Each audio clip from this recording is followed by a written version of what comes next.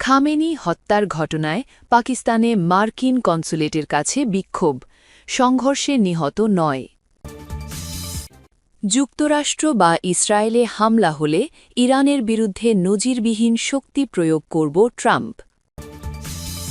Khamenei পাকিস্তানে মার্কিন কনসুলেটের কাছে বিক্ষোভ, সংঘর্ষে নিহত ৯ জন। হামলায় সর্বোচ্চ নেতা আয়াতুল্লাহ আলী খামেনি নিহত হওয়ার খবর নিশ্চিত করেছে ইরান। আজ রোববার সকালে ইরানের রাষ্ট্রীয় সংবাদ মাধ্যমে এ খবর প্রচার করা হয়। খবর বিবিসি ও সিএনএনের। ইরানের রাষ্ট্রীয় সংবাদ মাধ্যম IRIB আজ সকালে জানায়, ইরানের সর্বোচ্চ নেতা শাহাদাত বরণ করেছেন। ইন্না লিল্লাহি ওয়া ইন্না ইলাইহি রাজিউন। এর আগে খামেনির নিহত হওয়ার খবর জানান যুক্তরাষ্ট্রের প্রেসিডেন্ট ডোনাল্ড ট্রাম্প। নিজের ট্রুথ সোশ্যালে দেওয়া পোস্টে ট্রাম্প লিখেন, খামেনি ইতিহাসের অন্যতম খারাপ বা ইভিল ব্যক্তিদের একজন মারা গেছেন।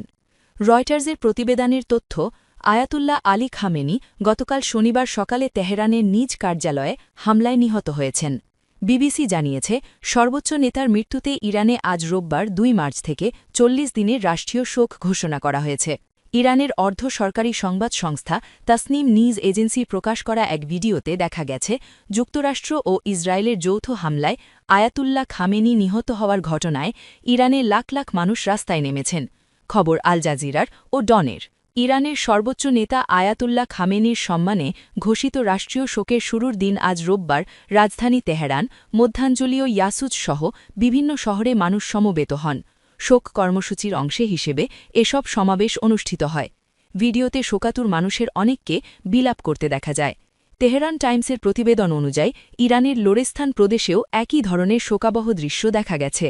ওমানের সামুদ্রিক বিষয়ক নিরাপত্তা কেন্দ্র জানিয়েছে, দেশটির মুসান্নাম এলাকা থেকে প্রায় ৫ নটিক্যাল মাইল দূরে স্কাইলাইট নামের একটি তেলবাহী জাহাজে হামলা হয়েছে।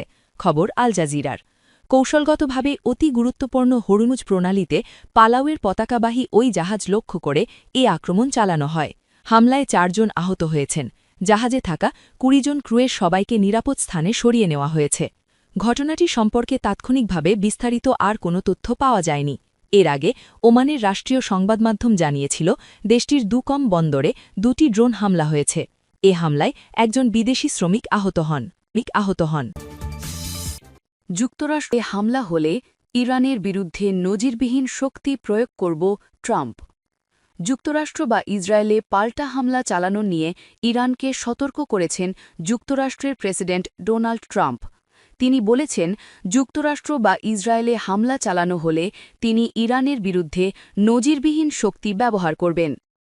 ট্রাম্প তার মালিকানাধীন সামাজিক যোগাযোগ মাধ্যম ট্রুথ সোশ্যালে দেওয়া পোস্টে লিখেছেন, ইরান মাত্রই বলেছে যে তারা আজ অত্যন্ত কঠোরভাবে আক্রমণ চালাবে। তারা এত জোরালো হামলা চালাবে যা আগে কখনো দেখা যায়নি। তবে তাদের এমনটা করা নাই ভালো, কারণ যদি তারা এটা করে তাহলে আমরা এমন শক্তি ব্যবহার করে তাদের আঘাত করব যা আগে কখনো দেখা যায়নি। ইরানের পাল্টা হামলার হুঁশিয়ারির পর ট্রাম্প এমন হুমকি দিয়েছেন। আজ রোববার ইরানের ইসলামিক রেভলিউশনারি গার্ড কোর হুঁশিয়ারি দিয়েছে যে খামেনির মৃত্যুর প্রতিশোধ হিসেবে তারা যুক্তরাষ্ট্রের ঘাঁটি এবং ইসরায়েলে হামলা চালাবে। তারা বলেছে, কিছুক্ষণের মধ্যে দখলকৃত অঞ্চল এবং মার্কিন সন্ত্রাসী ঘাঁটিগুলো লক্ষ্য করে ইরানের সশস্ত্র বাহিনীর ইতিহাসে সবচেয়ে ধ্বংসাত্মক অভিযান শুরু হবে।